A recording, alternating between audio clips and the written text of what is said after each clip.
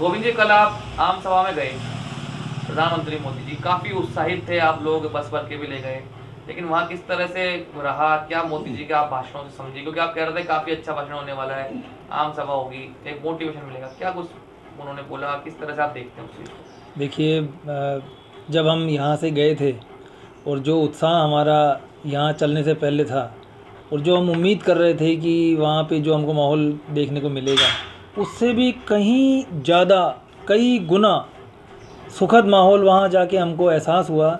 और हमको ऐसा लगा जैसे मोदी जी रूपी गंगोत्री की इस गंगा में हम सब स्नान कर रहे हैं। उनका एक एक शब्द कितना सारगर्भित था, उनका एक एक शब्द एक मंत्र के समान था, प्रेरणा देने वाला था, कार्यकर्ताओं में जोश भरने वाला था। वहाँ जो लोग आए हुए थे, चाहे बच्चे हों, चाहे महिलाएं हों, चाहे पुरुष हों, चाहे वृद्ध हों, सभी का उत्साह देखते ही बनता था। और सभी की इच्छा थी कि मोदी जी को हम कितने पास से देख पाते हैं, क्योंकि सबका तो इतना लाखों लोगों की भीड़ में मोदी जी तक पहुंच पाना या मोदी जी को बहुत पास से देख पाना तो संभव नहीं होता है। लेकिन हर एक की ये इच्छा जरूर थी कि हम मोदी जी को कितने ज़्यादा निकट से हम देख पाते हैं। और जो भाग्यशाली थे, आप कह रहे थे दिशा तय होगी राजनीति की भी, कल बात जब हमारी हो रही थी आप कह रहे थे कि राजनीति की भी दिशा तय हो सकती है। कल ऐसा कुछ बात रखी कि आपको राजस्थानी राजनीति में कुछ दिशा तय करने वाली बात मोदी जी ने कल बोली हो? देखिए, मैंने दो संदर्भों में ये बात कही थी। एक तो मोदी जी की सभा हुई और दूसरा कांग्रेस के वरिष्ठ नेता सचिन पायलट जी का बयान भी आया। आप दोनों की तुलना करें तो मोदी जी का जो भाषण था आत्मविश्वास से भरा हुआ था, ऊर्जा से लबरेज था।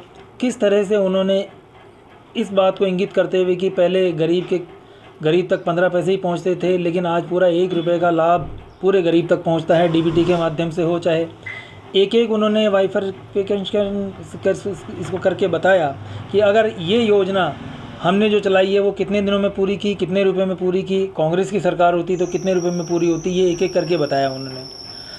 दूसरी तरफ सचिन जी का जो भाषण था, उनका जो वक्तव्य था वो कितना निराशाजनक था, ऊर्जाहीन था। उनका ये कहना था कि अगर मेरी बातें नहीं मानी तो मैं अभी भी मेरी 3 मांगे हैं जिन पर अभी कोई फैसला नहीं हो पाया है। मैं सचिन जी की बात तो नहीं करना चाहूँगा, मैं तो हमारी ही बात करना चाहूँगा।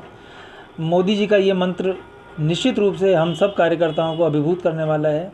और मैं जो हमेशा आपसे जब से चुनावी माहौल धीरे धीरे जो बनता जा रहा है उसमें मैं एक ही बात कहता हूँ कि भारतीय जनता पार्टी की 150 सीटों के साथ राजस्थान में सरकार बनने जा रही है। उसका प्रभाव देखिए, मोदी जी की सभा ख़त्म हुई शाम को 6-7 बजे और रात को मुख्यमंत्री जी को बिजली की छूट और बढ़ानी पड़ गई। कितने घबराए हुए हैं ये लोग, आप अंदाज़ा लगाइए। इतनी छूट देने के बाद भी इनकी हौसले पस्त हैं, क्योंकि जनता जान चुकी है 4.5 साल आपने कुर्सी बचाने में गंवा दिए और अंतिम 2-3-4 महीनों में करके, और आप जनता को लोक लुभावन वादों से, लोक लुभावन नतीजों से आप बहलाना चाहते हैं। ये जनता बहकाने में आने वाली नहीं है।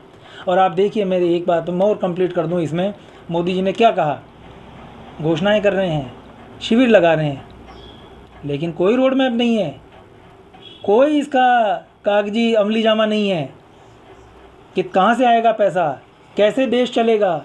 इस तरह की योजनाएं देश को कंगाल बनाने वाली हैं। इस तरह की जो ये लोक लुभावनकारी जो नीतियां हैं जिन पे चलना भी संभव नहीं है, केवल जनता को भ्रमित करके वोट लेने वाली राजनीतियां हैं, ये कभी भी सक्सेस नहीं होने वाली है।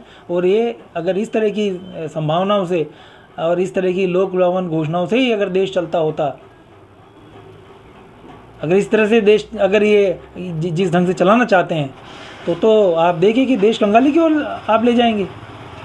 आज हम पैसा देना चाहते हैं युवाओं को रोज़गार के लिए, ये युवा को ये उसको रोज़गार के लिए न देकर ये मुफ्त में बांटना चाहते हैं।